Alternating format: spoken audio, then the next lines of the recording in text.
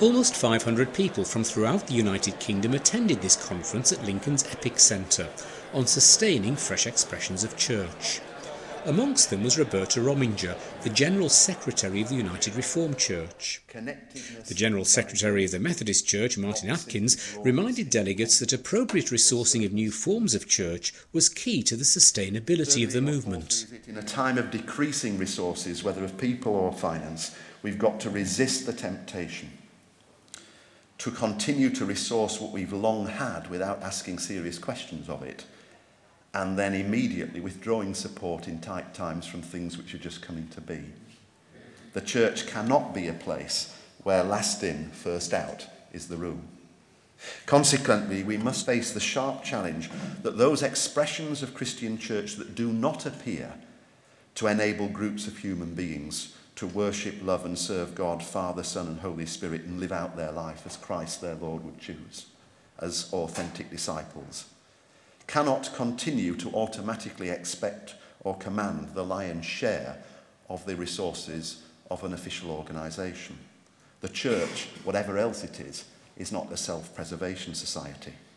And the Archbishop of Canterbury, Rowan Williams, was keen to remind those leading fresh expressions of church what they were really about. As Fresh Expressions gets more successful, more widely known, more active and innovative, it's very important to remember that Fresh Expressions is not, first and foremost, about capturing a new market for a product. It's not even about signing up membership in an organisation. It's about transformation. The transformation of human beings into Christ-likeness, and the transformation of the whole church into a more open, imaginative and courageous style of living. Fresh Expressions is not a quick fix. It's not an instant solution to the church's problems of membership and support or whatever. It's not a quick fix for the issues and the needs of those involved.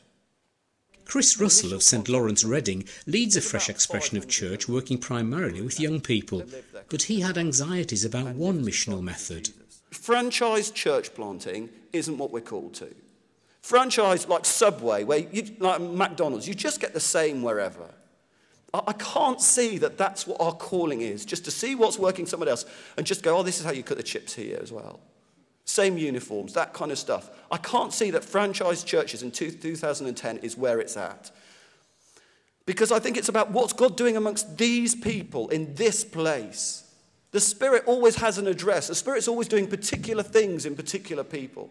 And for us as a church, we've got to catch up with that. We've got to discern it and we've got to harness it. And Elaine Linder, who founded Mind the Gap, a cell church network in the northeast of England, said keeping going when you're leading a fresh expression is not easy. Those years with Mind the Gap were exciting, and they weren't always easy, as you can guess. In fact, there was one year when so much went wrong, I really thought everything was going to implode, including myself, if I'm honest. As I say, establishing a fresh expression and leading a fresh expression of church has not been the easiest of journeys. But would I do it again? You bet I would.